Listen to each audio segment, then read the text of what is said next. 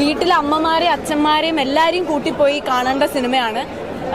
Mainly ഞാനത് എടുത്തു പറയുന്നു, കാരണം എപ്പോഴെങ്കിലൊക്കെ ആയിരിക്കും പ്രായമായവരൊക്കെ സിനിമ കാണാൻ പോകുന്നത്. പിന്നെ എല്ലാവർക്കും ഇപ്പോഴത്തെ സിനിമകളിൽ കൊണ്ട് കാണിക്കാൻ പറ്റുമോ ഇല്ലയോ എന്നുള്ള സംശയത്തിലൊക്കെയാണ് ഓരോരുത്തരെ സിനിമയ്ക്ക് കൊണ്ടുവന്നത്. പക്ഷേ ഈ സിനിമ കണ്ണടച്ച് പേരൻസിനെയും ഫാമിലി ആയിട്ടും മക്കളെയും എല്ലാവരെയും കൊണ്ട് കാണിക്കാൻ പറ്റുന്ന ഒരു സിനിമയാണ്. എല്ലാവർക്കും ഉറപ്പായിട്ട് ഇഷ്ടപ്പെടും.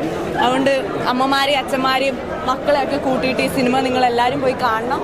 കണ്ടിട്ട് ഇഷ്ടപ്പെടുകയാണെങ്കിൽ മാത്രം ഷെയർ ചെയ്യണം.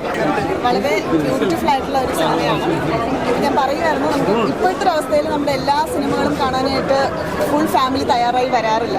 അത്തരം പല സിനിമകളും എല്ലാവർക്കും ആസ്വദിക്കാൻ സാധിക്കാറുമില്ല. പക്ഷേ ഇത് ഇറ്റ്സ് ലൈക്ക് അമ്മമാരെ മുതൽ കുഞ്ഞുങ്ങൾ വരെ എല്ലാവരും ഒരു ഫാമിലി ആയിട്ട് വന്ന് ആസ്വദിക്കാൻ സാധിക്കുന്ന ഒരു സിനിമയാണ്. വളരെ ഡിഫറെൻ്റ് ആയിട്ടുള്ള ഒരു തോട്ടാണ്. പിന്നെ എനിക്ക് പൊതുവെ ഇങ്ങനെ ഒരു ചെറിയ ബഡ്ജറ്റിൻ്റെ ഉള്ളിൽ നിന്നുകൊണ്ട് വ്യത്യസ്തമായിട്ടുള്ള ശ്രമങ്ങൾ നടത്തുന്നത് വളരെ ഇഷ്ടമാണ്. ആ രീതിയിലും ഒരുപാട് ആസ്വദിച്ച് ഇമോഷണലി കണക്റ്റ് ആയിട്ടുള്ള ഈ പറഞ്ഞ പോലെ തന്നെ ഒരു ഫാമിലി ആയിട്ട് വന്ന് ആസ്വദിക്കാൻ സാധിക്കുന്ന ഒരു സിനിമയാണ്. അപ്പോൾ ആ ഒരു അവസരം എല്ലാവരും തിയേറ്ററിൽ തന്നെ ഉപയോഗപ്പെടുത്തണമെന്ന് ആത്മാർത്ഥമായിട്ട് അഭ്യർത്ഥിക്കുകയാണ്. ഇതെൻ്റെ ഫസ്റ്റ് പടമാണ്. അപ്പോൾ ഞാൻ ബിസിനസ്സാണ്, ടെക്സ്റ്റൈൽ സൂപ്പർ ബിസിനസ്സാണ്. അപ്പോൾ നമ്മൾ വിചാരിച്ച ഒരു ഔട്ട്കം വന്നിട്ടുണ്ട്. ഇപ്പോൾ പ്രേക്ഷകരും പടം കണ്ടപ്പോഴാണെങ്കിൽ നമുക്ക് വിചാരിച്ചൊരു സാറ്റിസ്ഫാക്ഷൻ കിട്ടിയിട്ടുണ്ട്. ഇതൊരു ഫീൽ ഗുഡ് പടമാണ്. അപ്പോൾ എല്ലാവർക്കും കാണാൻ പറ്റുന്നൊരു പടമാണ്. അപ്പോൾ എല്ലാവരും കാണട്ടെ, എല്ലാ ഫാമിലി ഓഡിയൻസ് എല്ലാവരും പോയി കാണട്ടെ എന്ന് ആഗ്രഹിക്കുന്നു. എല്ലാവർക്കും ഇഷ്ടപ്പെടുന്നൊരു ഫാമിലി എൻ്റർടൈനറാണ്. നല്ല രസമായിട്ട് ചെയ്തിട്ടുണ്ട്. നല്ല ക്യൂട്ടായിട്ടുള്ളൊരു ദൈവം, written and directed by God എന്ന് പറഞ്ഞു കഴിഞ്ഞാൽ അത് കറക്റ്റ് ആ പേര് പറയുന്ന പോലെ ഞാൻ കരഞ്ഞു കേട്ടോ. ശരിക്കും പടം കണ്ട് ലാസ്റ്റ് ക്ലൈമാക്സ് ആയപ്പോൾ ഞാൻ കരഞ്ഞു പോയി. സോ എനിക്ക് എന്തായാലും ഇഷ്ടമായി. എല്ലാവരും കാണുക, സപ്പോർട്ട് ചെയ്യുക.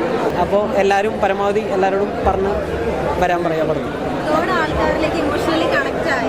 ആ ഗോഡ് ഇമോഷണലി എന്ന് വെച്ച് കഴിഞ്ഞാൽ നമ്മൾ ഷൂട്ട് ചെയ്യുന്ന സമയത്തും സണ്ണിച്ചേട്ടന് ഈ പറഞ്ഞ പോലെ ഒരു ഓറ നമ്മൾ കണ്ടായിരുന്നു. പക്ഷേ പടത്തിൽ വന്നപ്പോൾ അതിൻ്റെ ഒരു ഇരട്ടി കിട്ടിയൊരു സാധനമായിരുന്നു. ആളുടെ ചിരിയും കാര്യങ്ങളൊക്കെ നമുക്ക് ഭയങ്കര വർക്കായി. പിന്നെ പറയുന്നില്ല, പടത്തിൽ 2 കൊച്ചു ഗോഡുണ്ട് നമ്മളെ പടത്തിനെ രക്ഷിച്ച്. അത് നിങ്ങൾക്ക് മനസ്സിലാവും. 2 കുട്ടികൾ, പത്മരാഗ അതുപോലെ തന്നെ മെഹക്ക്, 2 പേരാണ് നമ്മളെ പടത്തിൽ. മറ്റ് 2 പുതിയ പിള്ളേരാണ്, പക്ഷേ അടിപൊളിയായിട്ട് 2 പേര് ചെയ്തിട്ടുണ്ട്.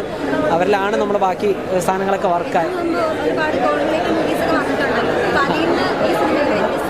ഇത് വ്യത്യസ്തത എന്ന് പറഞ്ഞാൽ നമ്മൾ ബാക്കി ഇതിൽ ഗോഡ് വന്ന് നമ്മുടെ മുമ്പിൽ നിൽക്കുന്ന സമയത്ത് ഒരിക്കലും ഈ പറഞ്ഞ പോലെ ഭയങ്കര എന്തൊക്കെയോ പരിപാടി കാണിച്ച് അങ്ങനെയൊന്നുമില്ല. സാധാ ഒരു മനുഷ്യൻ വന്ന് നിൽക്കുന്നു, നമ്മളോട് സംസാരിക്കുന്നു, നമുക്ക് ഓരോ പരിപാടികൾ തരുന്നു. ആ രീതിയിലുള്ളൊരു ട്രാവലാണ്. അതായത് നമ്മൾ മനുഷ്യന്മാർക്ക് റിയലൈസ് ചെയ്യേണ്ട ഒരുപാട് കാര്യങ്ങളുണ്ട്. നമ്മൾ മറന്നിരിക്കുന്ന അല്ലെങ്കിൽ നമ്മൾ ഓർത്തെടുക്കേണ്ട കുറേ കാര്യങ്ങളുണ്ട്.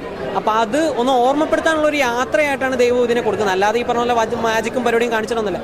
ഇതിൽ ഗോഡിൻ്റെ പ്രസൻസ് ഉണ്ട്. പക്ഷേ നിങ്ങൾ പോകുമ്പോൾ തന്നെ നിങ്ങൾക്ക് മനസ്സിലാവും ഈ പറഞ്ഞ പോലെ റിയലിസ്റ്റിക് ആയിട്ടുള്ള അല്ലെങ്കിൽ ചെയ്യപ്പെടേണ്ട ഒരുപാട് കാര്യങ്ങൾ ആ മനുഷ്യൻ ദൈവം ഈ പറഞ്ഞ ആളെ കൊണ്ട് ചെയ്യിപ്പിക്കുന്നു എന്നൊരു സാധനമാണ് നമ്മൾ അതിനകത്ത് ഉദ്ദേശിച്ചത്. പിന്നെ കുറച്ച് മെസ്സേജ്, കറൻ്റ്ലി ഇപ്പോൾ നടക്കുന്ന കുറച്ച് ഇഷ്യൂസിനെ പറ്റിയുള്ള മെസ്സേജുകൾ നമ്മളിതിനകത്ത് സംസാരിച്ചിട്ടുണ്ട്.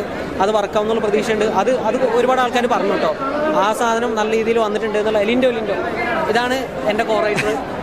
അപ്പം അതാണ് വ്യത്യസ്തയാക്കുന്നത് ദൈവത്തിന്. ഈ പറഞ്ഞ പോലെ നോർമലി വന്ന് ഭയങ്കര മാജിക്കും പരിപാടിയും കാണിച്ചു പോകുന്നതല്ലാതെ ഒരു മനുഷ്യൻ അയാളുടെ ഒരു ഓർമ്മപ്പെടുത്തൽ കൊടുക്കുന്ന രീതിയിലുള്ള ഒരു പരിപാടിയായിട്ടാണ് നമ്മൾ ഇതിനെ ബോർഡിനെ പ്രസന്റ്